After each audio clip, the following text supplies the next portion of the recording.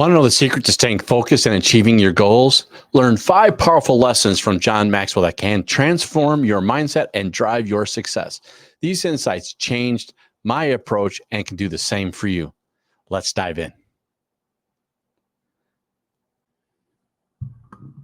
So today we're going to talk about staying focused and helping that to achieve success. So let's dive into these 5 powerful lessons from John Maxwell that can help you maintain your focus and reach your goals today. Hello, I'm Justin Lethby, your go-to real estate expert, and today we'll share you key insights on one of the leading voices in leadership.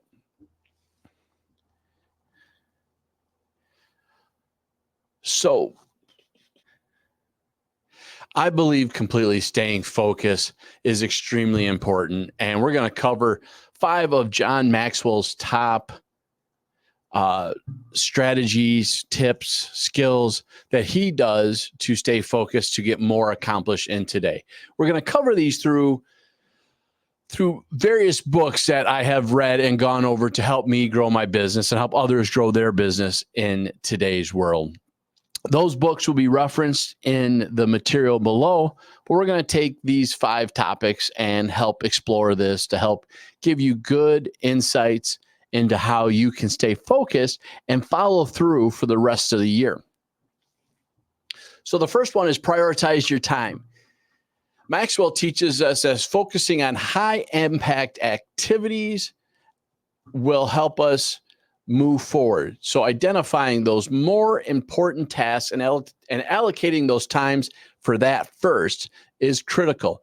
And it's important for us to not get sidetracked by those less critical activities. There's always items inside the world that we will absolutely have to do, smaller activities, but we should prioritize what's commonly known as the big boulders first, right? There's a common adage or a common story you'll see, and you can find these references in YouTube all the time, but you will see in there a professor filling up a big mason jar, and he fills up the big rocks first, and then he asks people if anything else can be fit in there, and they'll say no, and then he'll put pebbles in there, and he'll ask again and says, "Are we full?" And they'll say yes. And then he puts sand in there and so on and so forth. He'll end up putting water at the very end to have it completely full.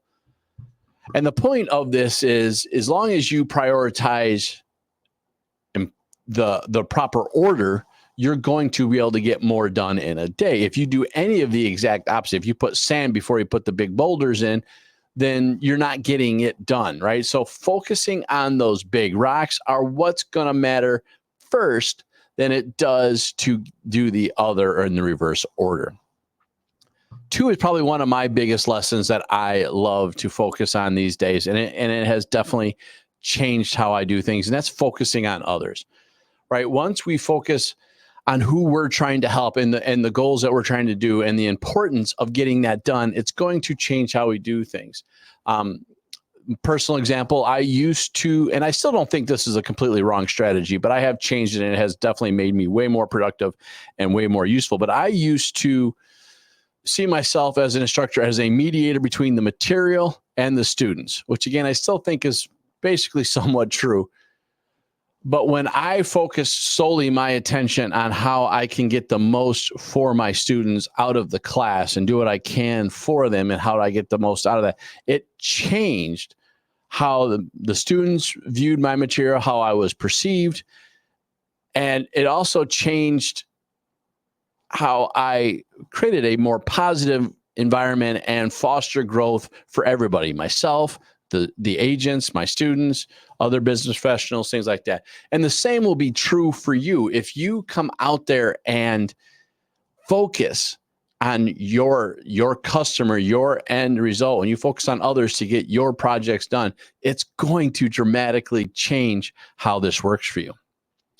Next, and to be completely honest, you're probably my biggest challenge in this, and that is focus or eliminate distractions. We really need to come out there we really need to come out there and make sure that we are keeping ourselves in a distraction-free environment. So we can focus on our goals ahead.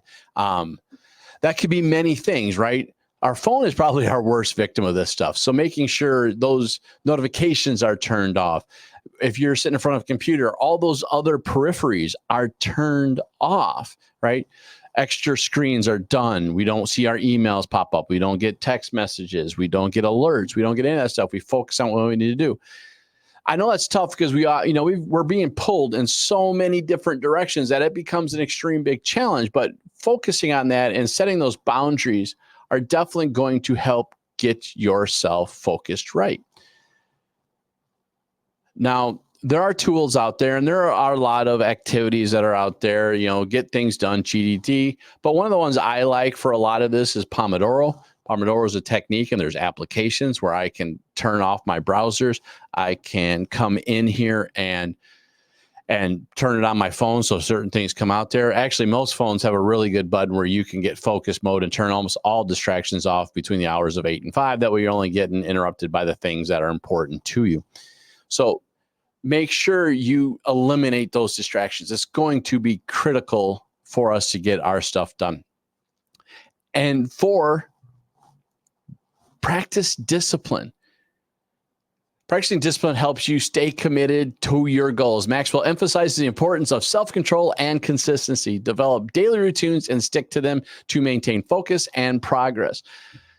John Maxwell talks about this a lot, but also one of the books that I really love from this is by James Clear, Atomic Habits. It's a really good effect to this because it's about micro habits, micro stacking your processes in place to get those disciplines built. And the process and the thought behind it is 2 things. 1, as long as we do 1% better every day, we'll be exponentially better by the end of the year.